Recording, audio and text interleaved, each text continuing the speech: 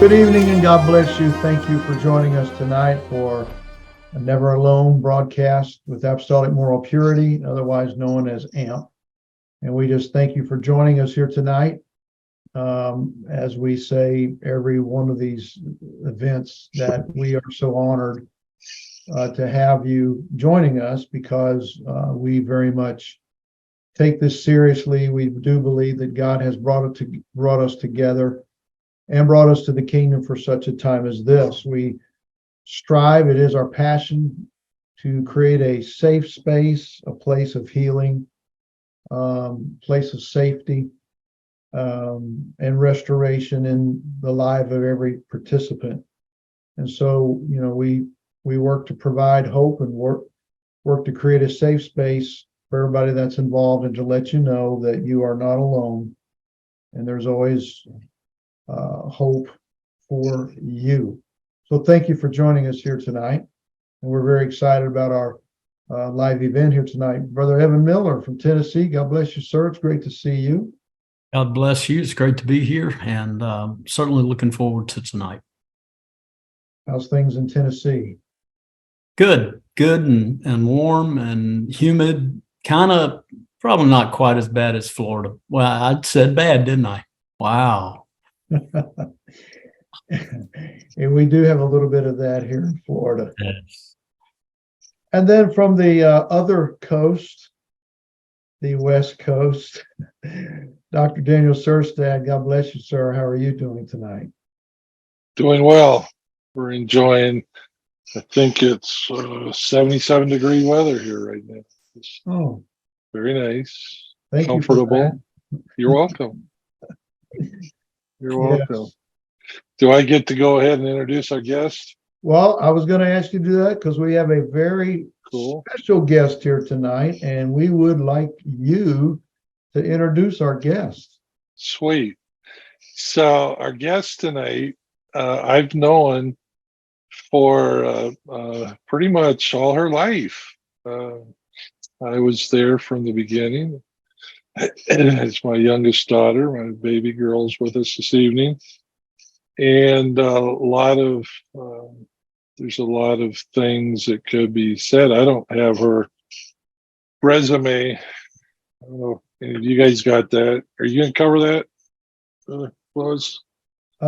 She can. Or somebody can. I've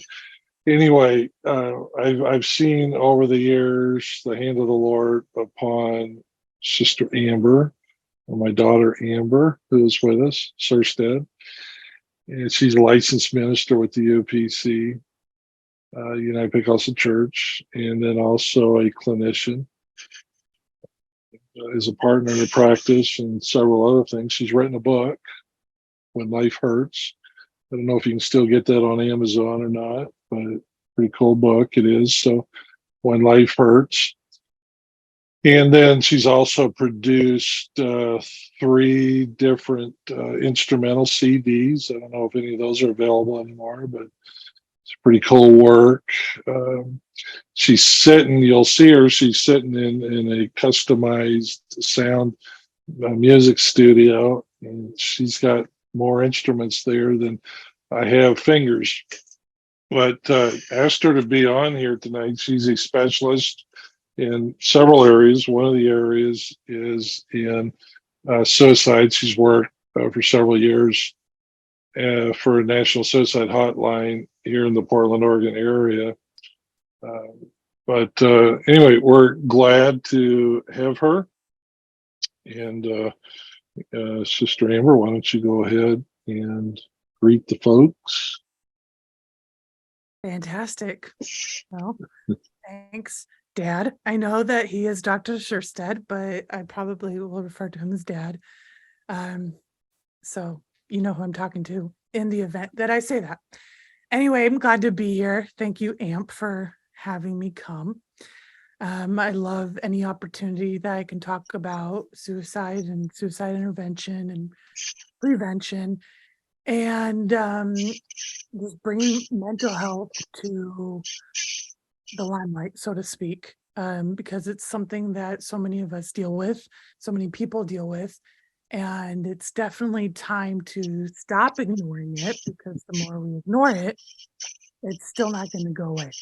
So, yeah, I work locally. So I work for the Oregon chapter of the National Suicide Prevention Lifeline.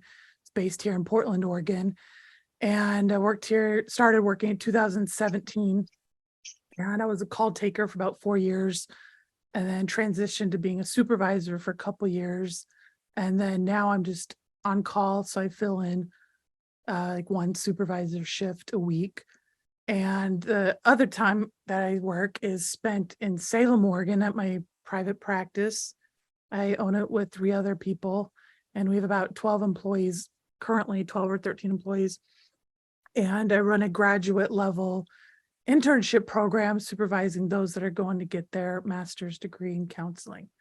And for those of you who have been to the Northwest or Oregon specifically, I live about 35 minutes from Timberline and about 30 minutes from Government Camp, which is like halfway up Mount Hood.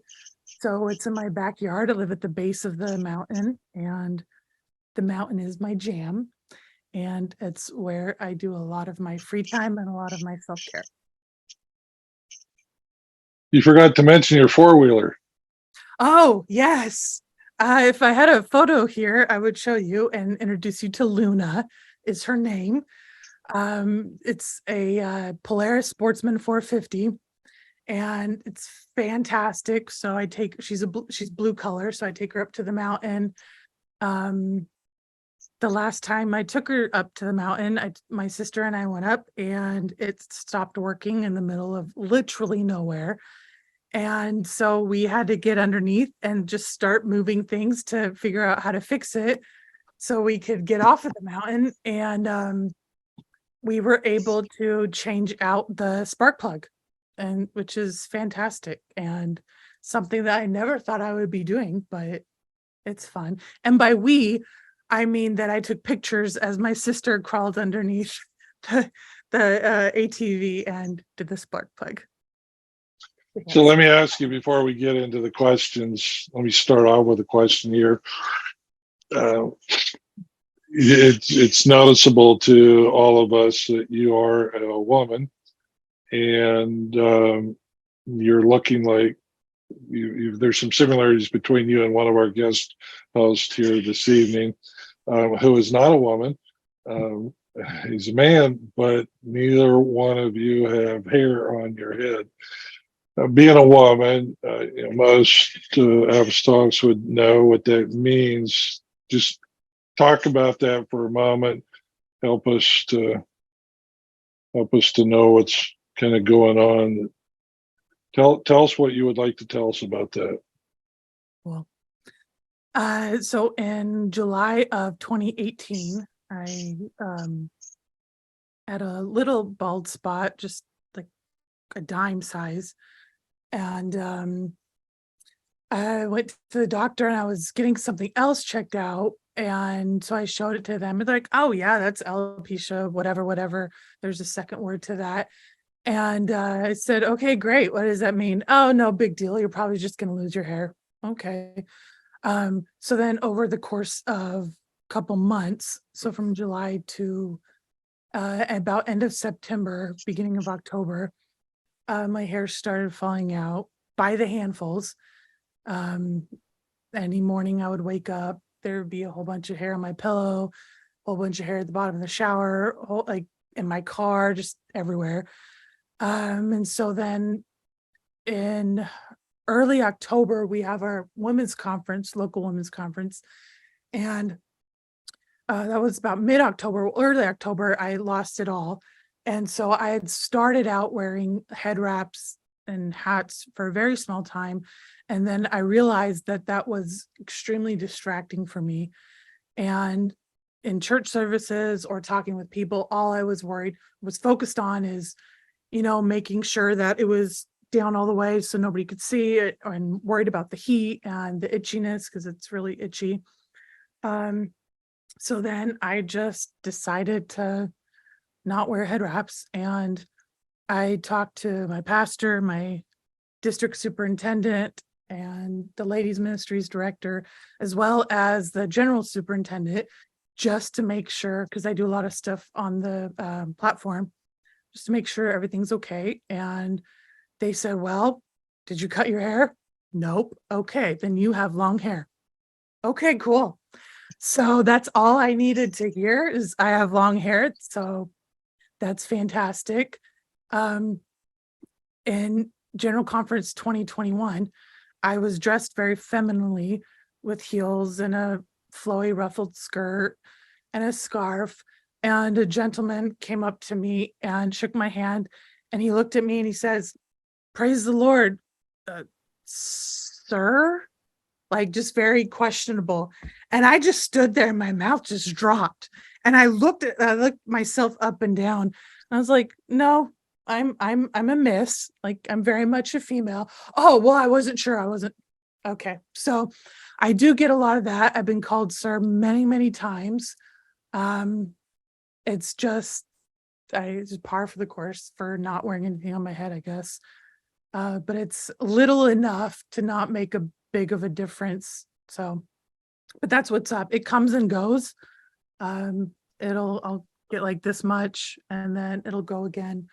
A lot of it is related to just the awful immune system. And then I'm on like super, super strong dose steroids. So combining those doesn't make for a very good recipe for long, beautiful, gorgeous hair. So I just have to deal with it for the moment. Well, Sister Amber, thank you for your transparency. You're making quite an impression already. Your resume is like pretty awesome. And then you're riding four-wheelers and changing spark plugs and playing drums, which I do too, and bass. We talked about that earlier. So we're so thrilled to have you here tonight. And I know that everybody's going to be blessed that's going to watch this tonight and those in the future. And again, sharing just some of your experience as far as your resume. I was just thinking, I was a youth pastor 17 years in the state of Maryland. And I have quite my own history of working with teenagers, which is leading to my question. Even here in South Florida, I managed a group home for a year, and I was a case manager for 2 years, working the court systems. I was a youth and family therapist for a year and a half with a community agency, and then I now work at a Christian counseling center.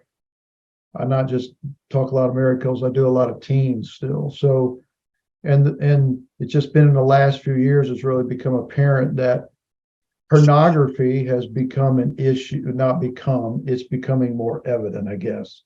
The issue just come to the forefront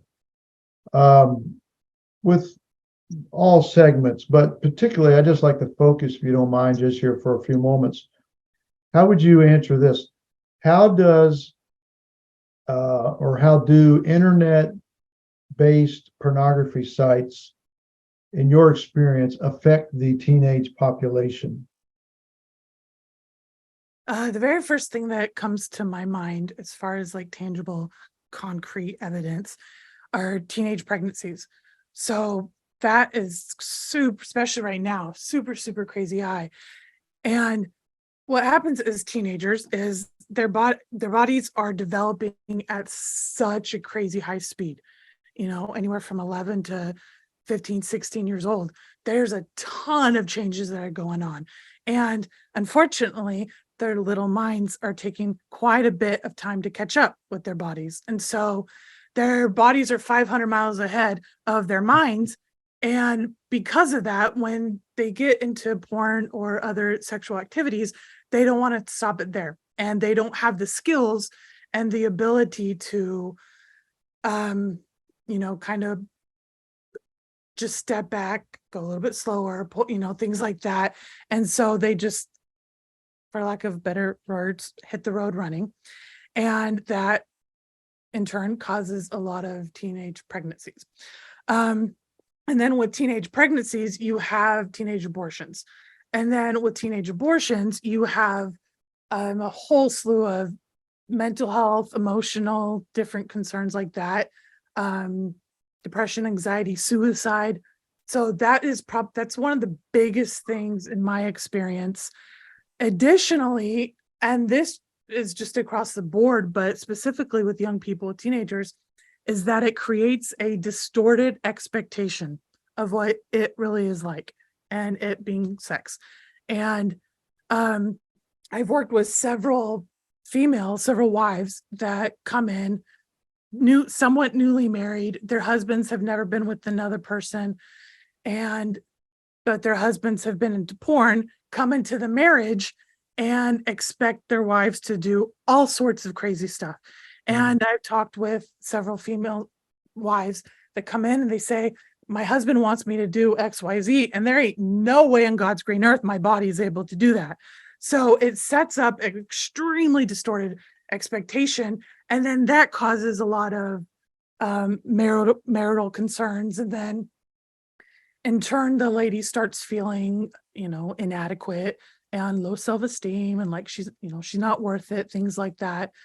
And so with pornography being your first introduction into the sexual world, it sets you up for failure, so to speak, in a lot of areas. And I think that for our teenagers, we can do a much better job in explaining the topic of sex. And growing up, I did Worth the Wait multiple times in my teen years. And I heard stats around STDs, around teen pregnancies. I heard don't have sex before marriage 500 million different times. And as I agree with all of that, I think we need to transition into, rather than just telling the teenagers to not have sex, stay away from porn, things like that, as to explaining the why. Like, why don't we do that as teenagers? Why don't we get into pornography, things like that?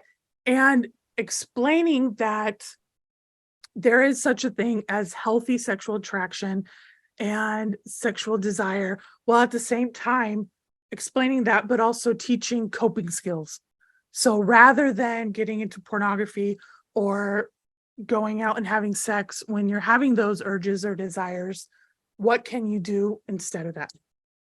So rather than finding a magazine or jumping online, what's a healthy coping skill? That's pretty cool. This hasn't come up yet, or this didn't come up earlier, but Amber will be joining our young adult team with Beavis and development with curriculum and among other things. So we're excited about that. So Amber, I've got a couple questions here. There are a lot of studies that have been done. The sexual addiction is probably the newest addiction that has gone through all of the stages of acceptance to actually be recognized as an addiction, and yet still some are struggling to accept that. When it comes to mood disorder, which has there's a lot of different mood disorders, but some figures range, as far as the percentage of sexual addicts range anywhere from maybe as low as 40, but upwards of 80% that sexual addict has some form or level of mood disorder. Kafka and, let me adjust my glasses here, Brenke, they offer 80.8% of people that are in that realm have some kind of mood disorder. So linking the depression and sexual addiction, is there, from your perspective, your experience, is there a connection there? Is there a link between depression and sexual component, sexual addiction? I'll wait on the second question. Okay. 100% yes. In my 100%. 100%. Next question. No, I'm joking. Yes, there is a link between depression and sex addictions or addictions in general. The addict brain has literally physically been rewired to seek pleasure or comfort or, good feelings, so to speak, over facing hard and scary stuff. So what the addict brain is doing is they're self-medicating deep wounds at the end of the day. There's a bunch of different reasons or several different reasons for addictions. But for the sake of this conversation, I'm going to go with the emotional aspect of it, or mental health aspect of it.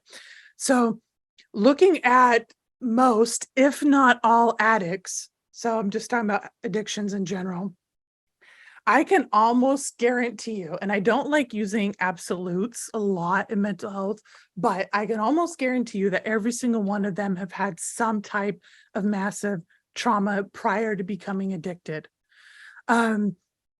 Sitting with hard feelings is hard, right? And so rather than processing it through a healthy manner, what happens is they develop unhealthy coping skills, which leads to whatever addiction that they choose. One author wrote a book several years ago, just basically telling his story with sex addiction. And he said that basically it becomes a thing that you use to make yourself feel good. So it's a coping skill, right? So I'm having super emotional feelings, or I'm having feelings of abandonment or resentment or pain or whatever the scenario is. So therefore, I'm going to go to my coping skill. And in this case, it's somewhere in the sex addiction field. So then at that point, it doesn't become a matter of the sex addiction itself. So it goes to a deeper root. So those of you who have not heard of the definitions of primary and secondary emotions, so that's something that the counseling world we use a lot. Mhm. And so to paint a picture, think of my hand as being just the ground. So this is the ground. And then up here you have the weeds, the flowers, whatever. So this would be your secondary emotions. So anger, resentment, frustration, all this stuff up here. Well, then you go down here to the root system, and that's going to be your primary emotions. So your shame, your guilt, things that are at the root cause of scenarios. So like one instance, so my hair, I don't have hair on my head. So in this case, that would be a secondary emotion. That's something you can see. That's a result of something deeper. So an autoimmune issue. So unless I address the autoimmune issue, I'm going to keep having hair loss. And so it's the same type of concept. So you have the sex addiction, but unless you get to the root of the trauma and you address the root of the pain, it's going to be super, super, super duper hard to get past that, so to speak. And think of somebody with like a substance use disorder. So they go to rehab, they check themselves into a 30-day rehab facility where they can't leave, and they're monitored everything that they put in their mouth, everything that they eat, everything that they drink. Their medical medication is given to them by somebody else. And so then they go 30 days without it. That's great. But unless they did deeper work and emotional and mental health work inside the facility, what's going to happen when they get out? So the very first thing that they're going to do is go find their coping skill. So they're going to go back to substances. And so I think it's understanding what's at the core of addiction. And my definition, I know some people have different definitions. One of the definitions that I like to, or when I'm explaining to people what an addict or what an addiction is from the spiritual perspective, it's a short-term artificial comfort from somewhere else or something else other than God. I think that that's a super important foundational piece in understanding addictions before you can move on and work in supporting somebody is understanding that whatever addiction that they have, they're trying to fill an empty hole that's meant for God, but they're filling that with drugs, with substances, with shopping, with food, with sex, whatever the scenario is. So getting to the root of the problem. So going back to the first question, is there a link between depression and sex addiction? Yes. 100% yes. 100%. Of course, you don't like giving absolutes, but so Correct. we'll take 100%.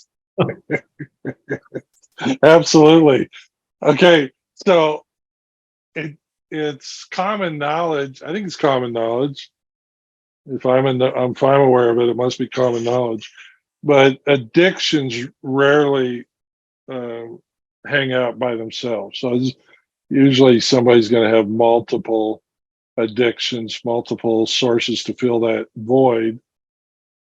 I would consider you, Amber, a specialist in the arena of suicide, and I've benefited from that expertise a few times.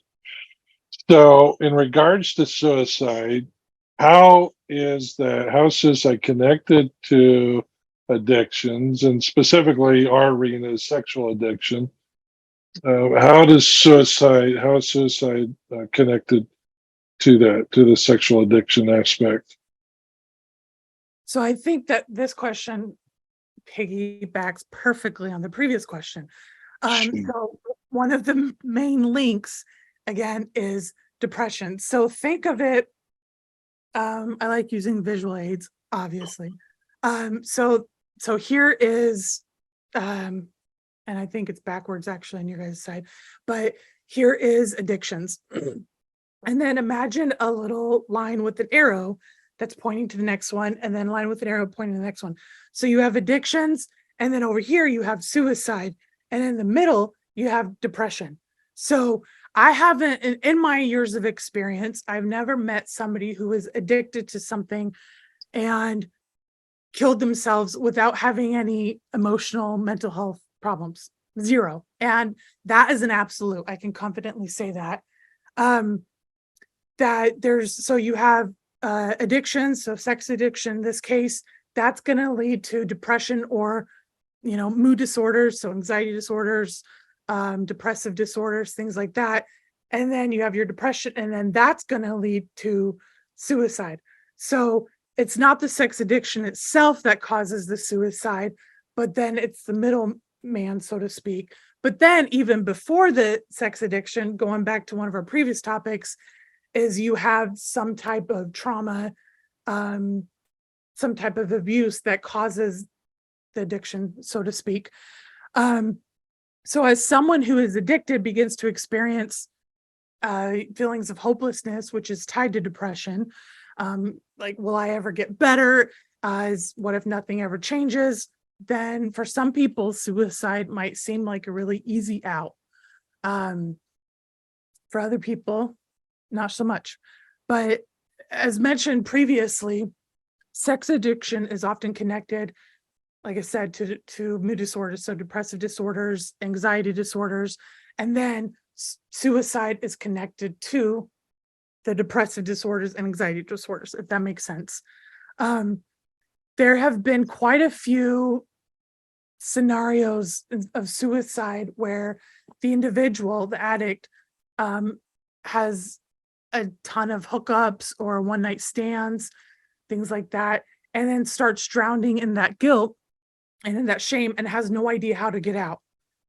Like I've had 500 one-night stands in the last 2 weeks. That might be excessive, but a lot. So then it just becomes overwhelming and they don't know how to pull themselves out of it. And if I ask for help, then that's going to be super duper embarrassing. So it's just easy. It's just going to be easiest for everybody if I were just to take my life. And so that is what goes through a lot of addicts' brains, and not just with sex addiction, with money. Shopping addictions. I've talked with people that have been into shopping addictions. definitely substance use, alcohol addictions, things like that, is rather than going through all of the hard work, because if my only positive coping skill is, either sex or alcohol or drugs, and I have to leave that, how am I going to make it through? And in their mind, well, I can't. Like, I only have one coping skill that works for me. And if I can't have that, then I might as well just off myself.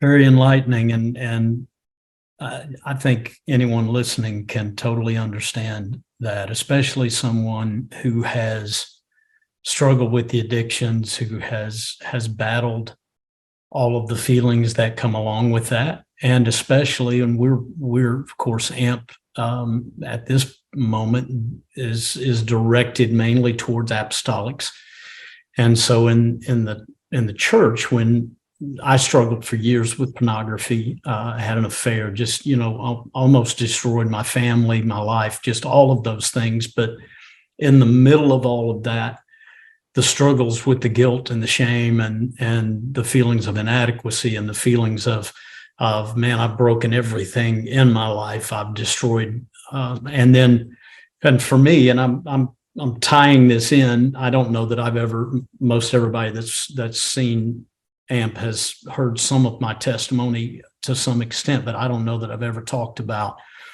the feelings of wanting to take my life.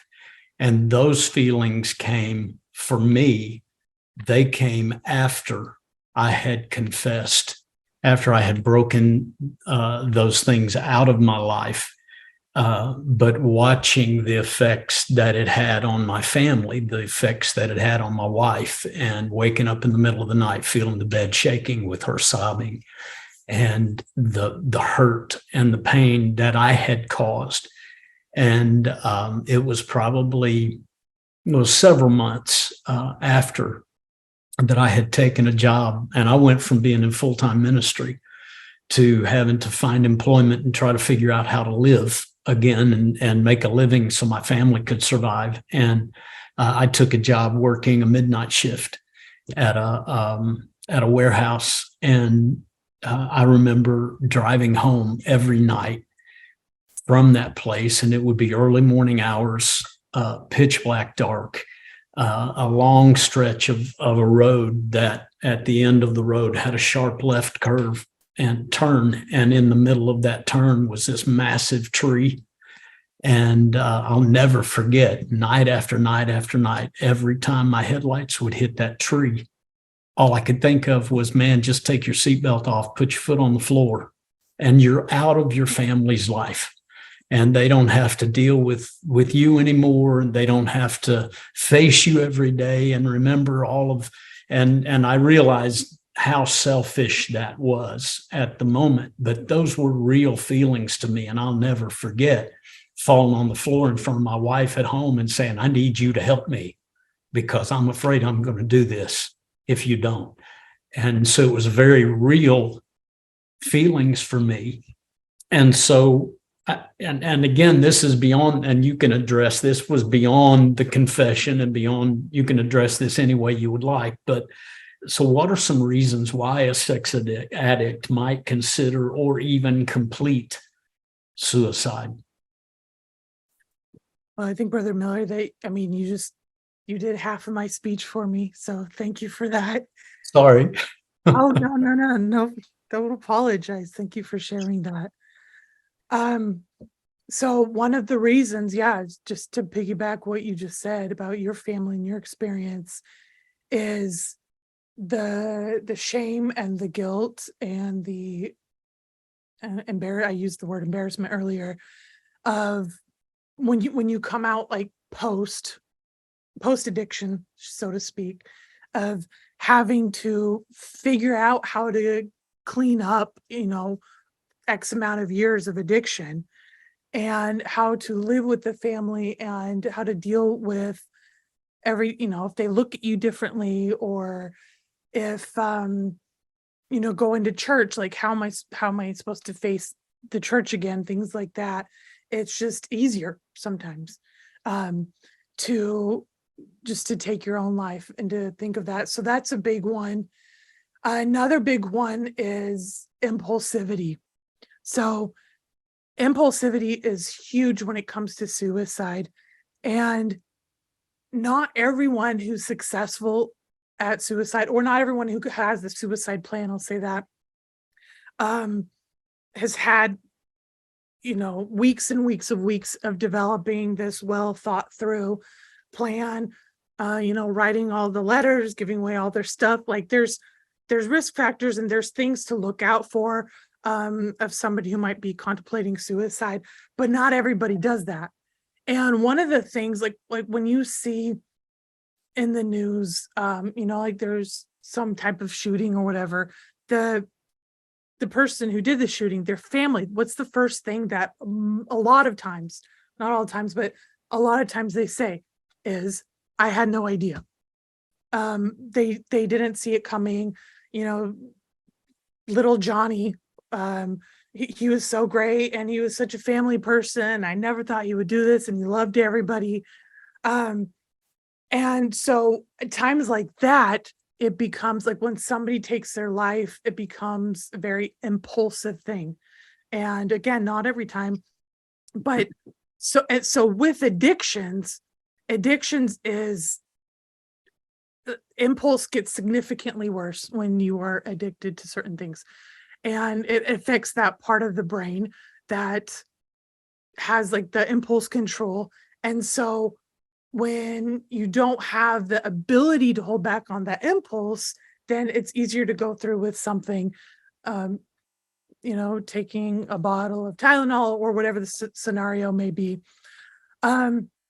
Another reason, and I mentioned this briefly a little bit earlier, but is the money aspect of it. So in 2019, I remember in 2020, I read this. In 2019, one of the biggest porn sites had, on average, I think they tested out to be like 115 million views per day. And I know you can get stuff for free, but a lot of stuff also costs a lot of money, right? So you can go thousands and thousands and thousands and thousands of dollars in the whole just on internet-based porn alone. And so when the individual goes so much into debt, it becomes next to impossible in their mind to come out of that.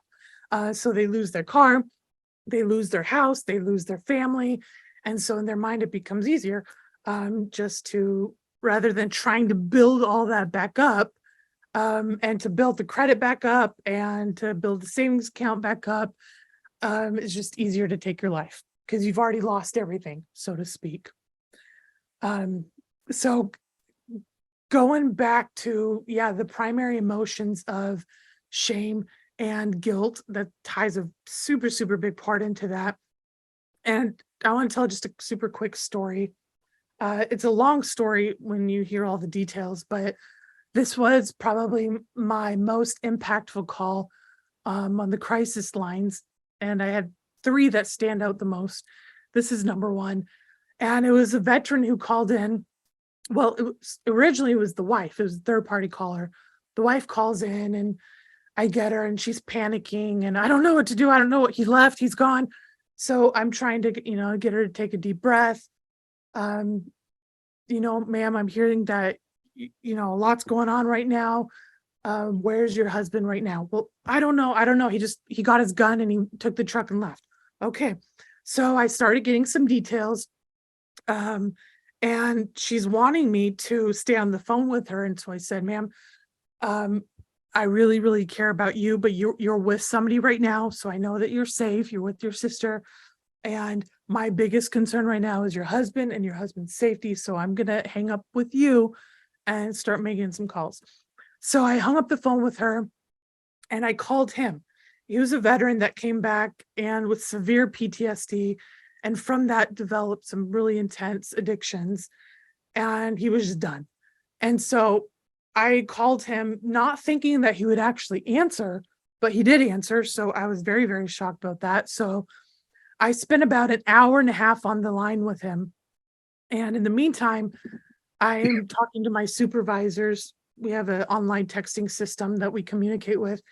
So I was talking to my supervisors, and they're on the phone with dispatch trying to ping his cell phone and everything. And then the guy says, well, I think I'm done.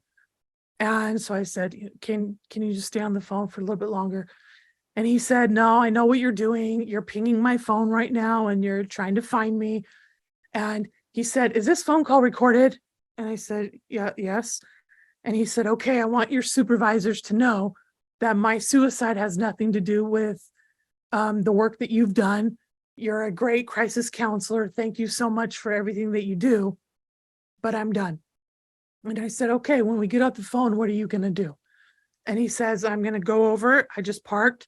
I'm going to go over, sit next to this tree, put the gun in my mouth and kill myself.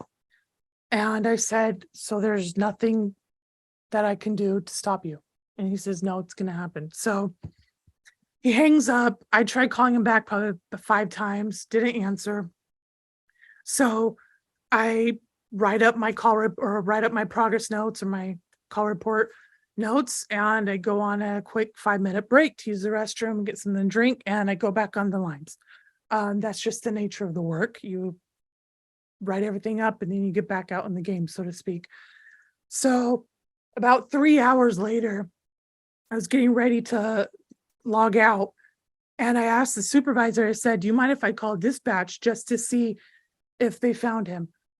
And she said, well, you can, but just be prepared for the worst. And I said, yeah, I'm prepared. She said, okay. So then I was getting ready to call dispatch, and she said, you know what, hold on, let me actually call.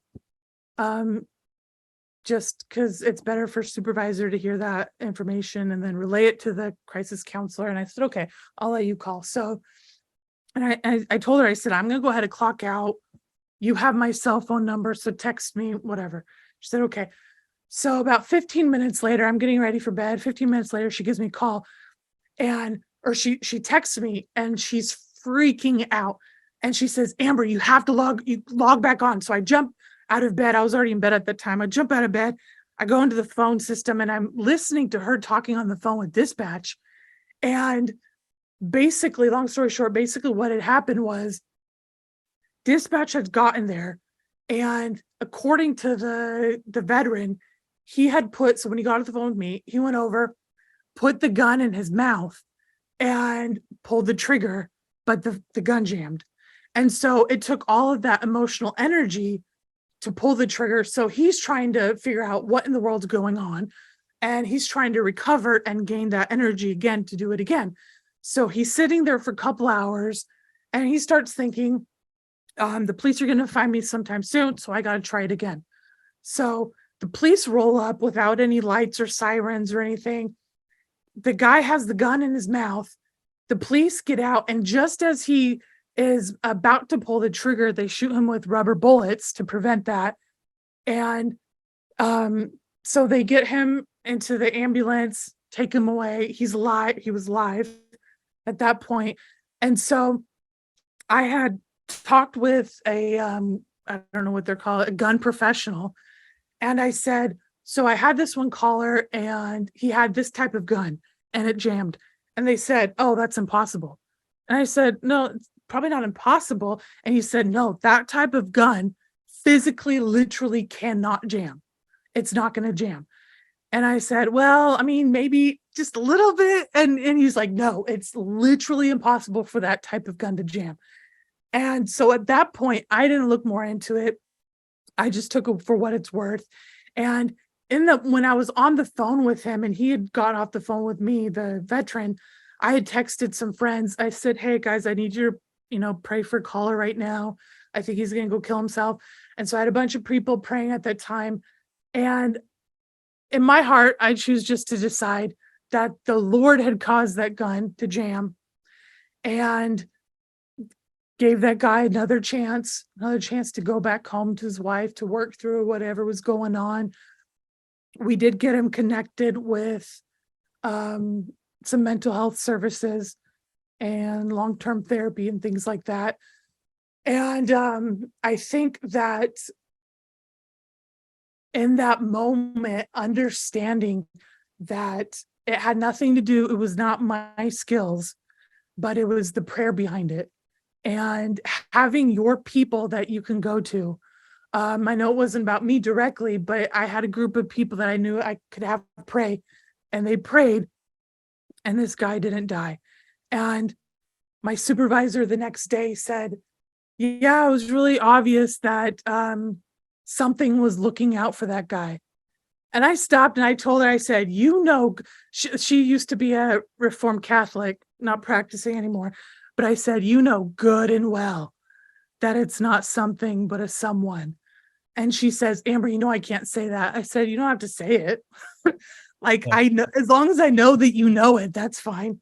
Mm. And I said, we know that God is the only one that prevented that guy from dying. And so, having your people, and going back to the very, very, very, very beginning of the session, when Brother Lewis was saying that you're not alone, you have people. So even though you may contemplate suicide and think it might be an easier out, you have people who've been down that road before.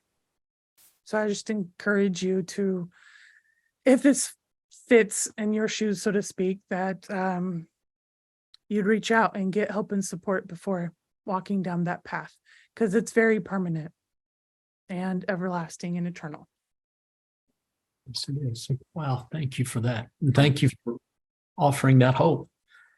And we all need to understand, and I think there are those that are watching tonight and that feel hopeless. I remember those feelings of, I don't know how I'll ever get out of this. I don't know that I can get out of this. I remember those feelings, and I know there are people watching right now that feel that very same thing. And you have given us some reasons not to go down a road that can destroy our lives, and to catch it while you can is so important. And thank you for that. Amber, do you mind just saying a word of prayer over those that are watching right now and that will watch in the future, that God will just minister to them in a special way? Jesus, you're wonderful. You're always wonderful, but sometimes in our human mind, it's more evident on certain days than others. And today is one of those days. Thank you for being here with us as we explored the topic of various mental health aspects and suicide and addictions. And I pray that you would touch the viewers and listeners that watch this session, that you would reach into their heart, reach into their mind, reach into their emotions, and direct them to the right support team, the right support system, and help them to know that there is hope, there is help, there is healing, and help them to know and understand in their heart and in their mind that you died on the cross many, many years ago, and you gave your life so that we could be free and we can be saved and we can see you in heaven someday. I pray that you would continue to guide AMP and all the leaders and directors as they reach out and supporting those that are dealing with various addictions, and that our families would be built up and strong and healthy, and our marriages would be healthy, and our relationships would be healthy, and that you would continue to guide us and lead us. I love you, Jesus. Amen. Amen. Amen. Wow. You definitely can feel something happening here tonight. We don't know who you are, but you do, whoever you are watching here tonight, and you just received a word from the Lord that God knows where you are. He cares about you. He's not giving up. He's reaching. And, we just pray that you receive that in Jesus' name. This has been fantastic. Thank you, Sister Amber. You can definitely feel something happening here. Dr. Sirstad, I'm convinced that yourself or Donnie Husledge or one of our other team members here are going to receive a communication stating that tonight saved their life. Something's happened here tonight. You can feel it in the spirit. That's awesome. We want to thank everybody for joining us. And this here is a perfect reason why that it's important that you invite a friend, somebody that you know that may be struggling with the issues that we've discussed here tonight or in previous sessions, and join us for these online events, because something's happening here and God's reaching for you. And I want to thank you again for joining us here tonight. Again, Sister Amber, wow, it's fantastic having you. This is outstanding, and we're so thrilled to have you as a part of our team. Yeah. Dr. Sirstad, this has been a great evening here tonight, sir. I agree with that, and it's been kind of fun for me just to listen to everything that's been going on. I've learned a few new things this evening. It's always a good thing. It's I'm going to keep this fairly short as we wrap this up, but it's no coincidence that you are watching this. I don't believe it's a coincidence that any of our recordings that we've been able to put out, if you watch and it's just not a coincidence. God is not a God of coincidences. The way we explain it, I heard a quote not too long ago that a coincidence is God doing a miracle anonymously. So it's God doing a miracle and not taking credit for it. Oh, it's just a coincidence. No. I have talked to many since we started AMP, since we started AMP, Apostolic Moral Purity. I've talked to many individuals, many couples, in regards to hope. And one of those come to mind right now that I'll share with you. This was not too awfully long back, but I met with a couple. The first meeting, we decided to do some work together, and the very next meeting, right at the beginning, one of them told me that they felt like at the end of our first meeting that God gave them a word, and that one word was hope.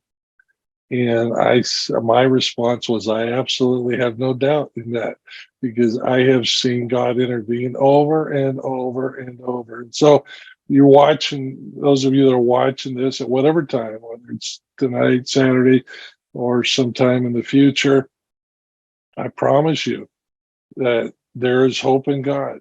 In fact, there's some scripture to back that up. Hope thou in God. The Psalm 118 and verse 8, the very middle verse of the King James Bible, encourages us not to trust in men, but to trust in God. Rather, put your trust in God. So, regardless of how intense your situation may be, regardless of how much of a mess you may have made of your life, or you may be related to somebody that's very integral in your life that's made a mess. It wasn't you, the primary one. I'll tell you that you can trust God, you can hope God, and He's real. There are many of us that are willing to step in and help. You can reach us connect with us on our website. You can go to our Facebook page. You can see a lot of the videos posted on our YouTube channel at Apostolic Moral Purity. And whatever we can do, our desire is to help strengthen you during this time, so that you in turn can be strengthened and strengthen somebody else and reverse the ripple effect. So it's been an honor, a blessing. I've enjoyed listening to our guests this evening. Not that I haven't enjoyed others, but something special about this one. And with that, we will leave you. God's blessing be upon you all as we continue to move forward in Jesus' name.